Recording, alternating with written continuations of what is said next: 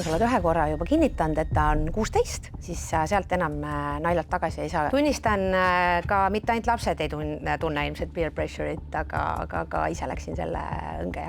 Roblox ütleb vanematele, ärge muretsege, kontroll on teie käes.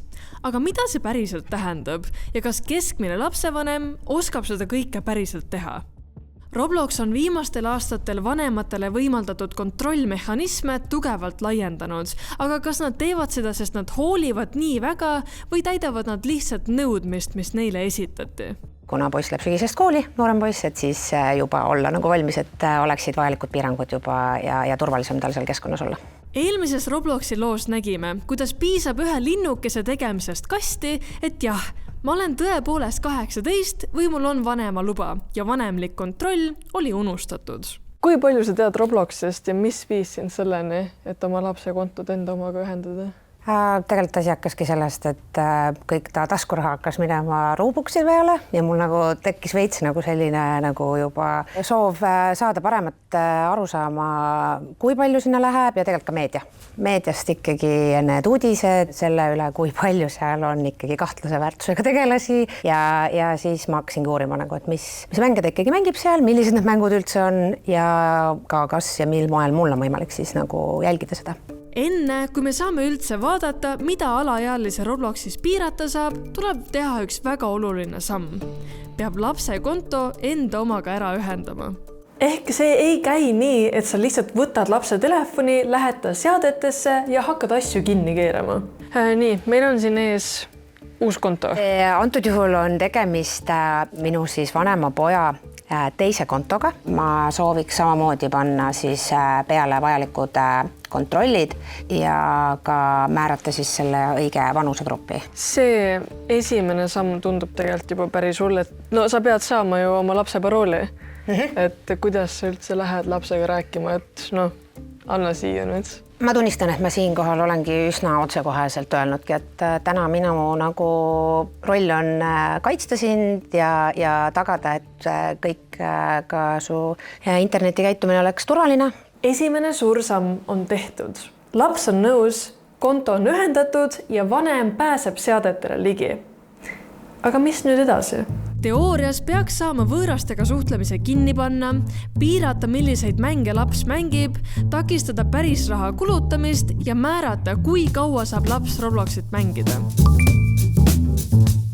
Robloxi uued kontotüübid sõltuvad lapse vanusest. 5–8-aastased lähevad Roblox Kids süsteemi ja 9–15-aastased Roblox Select süsteemi. Mõlemal kontotüübil on juba sisse ehitatud piirangud. Siin näitab, et ta on praegu 16–17, kui vana ta päriselt on. 11. Parental control. Just täpselt siit lisame lapsevanema. Nii, mulle tuli siis kinnitatud see, millel email, et kas sa kinnitad, et see on sinu laps. Nüüd ma pean siis siin kinnitama, et mis on siis ikkagi see lapse sünnipäev. Siis kinnitan ära selle ja nüüd on siis näha, et ta on siis minu parental kontrolli all ja ma saan hakata siin siis panema ka täiendavaid piiranguid ja seadistusi. Ja vanus ei ole lihtsalt number. Lapse jaoks see on ligipääs. See on, miks tema saab ja mina ei saa. Ja vanemana võibki tekkida surve, et kõigil teistel on. Okei, märgime su siis natukene vanemaks. Ja ma tunnistan, et ma olen ikkagi päris mitu tööpäeva sinna alla pannud nagu kokku. No see protsess on olnud pikk, erinevad etapid, et alguses küll natukene pannud vanust juurde, et teatud mänge saaks mängida, kuni siis selleni, et tõesti siis seal tulid need täiendused, et on vaja tuvastada nagu vanus läbi ID-kaarti või passi kasutades, mida ma esialgu ei soovinud. Kuna mul olid kontod ühendatud lapsevanemana, siis ma kinnitasin selle vanuse ise ära.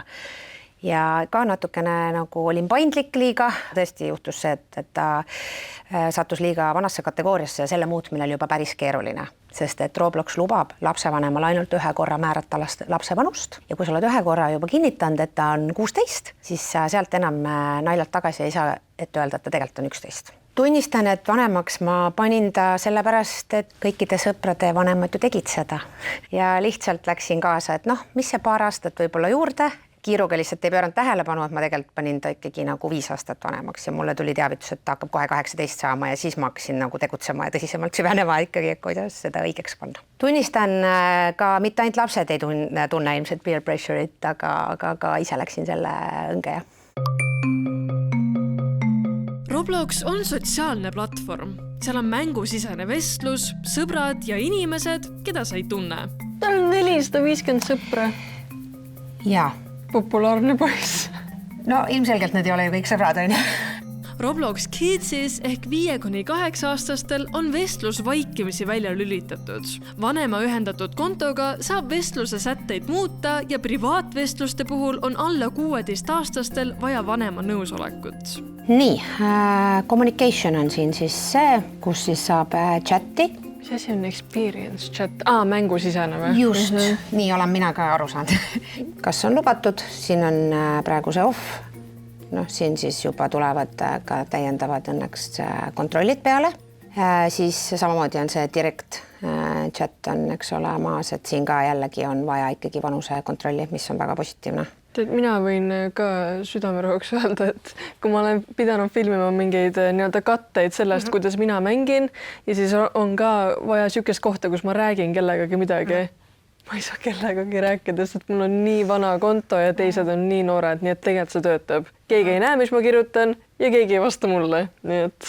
Seda on ka hea kuulda, sest tõesti ma teen ju seda täna lihtsalt sellises heas usus ja lootuses, et need lubadused nagu kehtivad, mis siin on.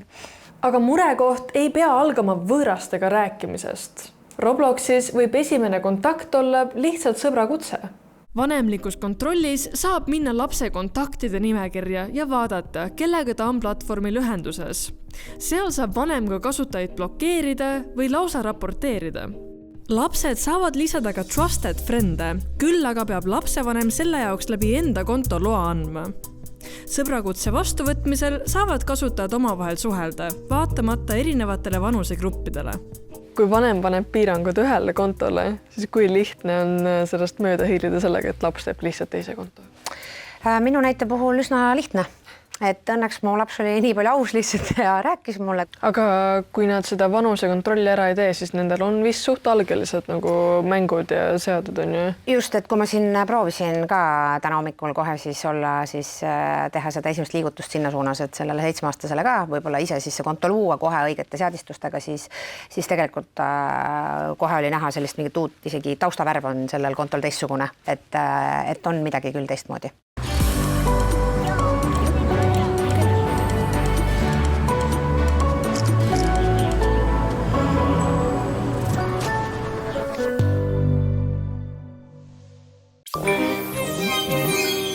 Robloxi platvormil on konkreetselt üle 44 miljoni mängu, sest kõik saavad neid teha ja üles laadida. Olenevalt konto vanusegrupist on teatud mängud vaikimisi keelatud ja vanem saab ka eraldi mänge blokeerida.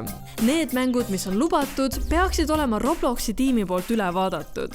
Aga kui platvormil on 44 miljonit mängu, siis ma siiralt kahtlen, et keegi jõuab neid kõiki läbi vaadata ja õigesse vanusegruppi panna. Siin olid tõesti, see on siis content, et blocked games, just, et seda me vaatasime, eks ole, seda taset, millist taseme mänge siis ta saab ilmselt seal sirvida, aga siin saab siis ka juba määrata mänge, mida võib-olla keelata. Vaata, see on ka minu arust väga tore. Ja siis teine osa, et Robloxis on hetkeseisuga üle 44 miljoni mängu. Ja see, et sa hakkad neid blokeerima, see tähendab, et sa tead neid mänge. Just. Täna ma tean, võib-olla läbi meedia olen paari mängu nime kuulnud, ja neid tuleb iga päev juurde. Seega see tundub ikkagi täiesti võimatu nagu olla hallata siit. Roblox ütleb, et sisu küpsusaste sildikesed aitavad vanemal aru saada, millist sisu mäng sisaldab.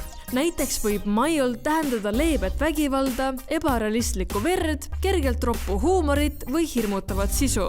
Moderate võib sisaldada juba mõõdukat vägivalda, realistlikumat verd, hasartmängu teemalist sisu või tugevamat hirmu.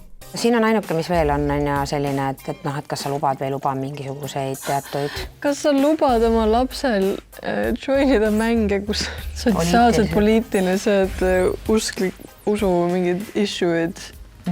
Immigratsioonist ja abordist. Noh, selge. Roblox ise on täiesti tasuta, aga kogu see maailm on täis avatare, mänge, mis maksavad ja mängusiseseid eeliseid, mida raha eest saab. Avatar on muidugi üks tähtsamaid asju siin mängus. Kuidas sa muidu näitad teistele, et sa oled ka lahe? Kuidas sa Robloxitesse suhtud? Ma olen lapsega kokku leppinud ja nii olen ma täna ka siia selle piirangu pannud, et kuni 20 €, siis kuus oleks maksimaalselt siis see, mille eest ma olen nagu lubanud tal soetada siis Robloxe. Ma arvan, et parental control side all, kui me lähme, siis siin on siis spending restriction. Siin ei ole määratud hetkel, aga siia on siis võimalik panna see näiteks. See on hea, aga nagu me juba teame, siis näiteks füüsilised kinkekaardid ei kuulu sinna limiidi alla. Aga tead, et kinkekaardid ei käi sinna alla? Ma sain seda teada üks kuu aega tagasi ja selle kinkekaardiga on niisugune vahva lugu, et lapsed on ju alati ikkagi kohati ees sinust ja minu noorem poeg siis, kes lõpetas lasteaia, sai lasteaia lõpukingituseks siis vanavanematelt 20 € ja julge hakkaja tegelasena tema käis Circle K's ja ostis selle Robloxi kinkekaardi selle eest ja sooviski selle anda vennale, sest venna lubas, et annab siis oma telefoni, et ta saab mängida. Nii et see oli nagu mingi äritehing sul või? Just. Ja lisaks ta oli lubanud, et kui väike vend saab sügisel kooli minnes telefoni, siis ta annab talle ka Robloxe.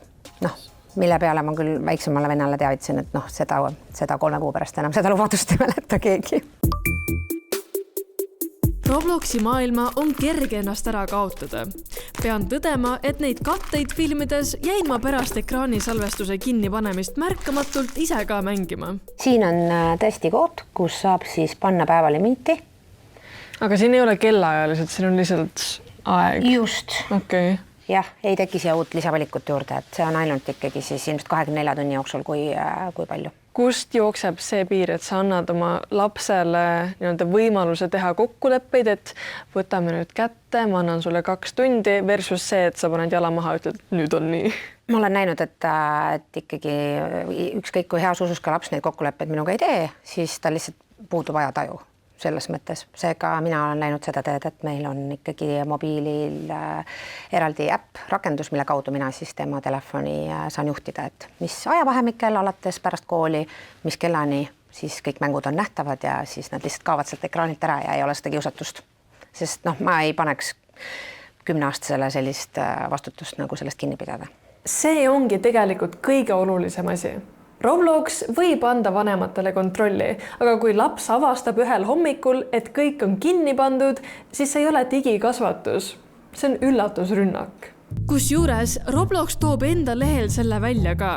Kui vanemal on aega, et teha ainult üks asi, siis ta võiks ära ühendada oma konto.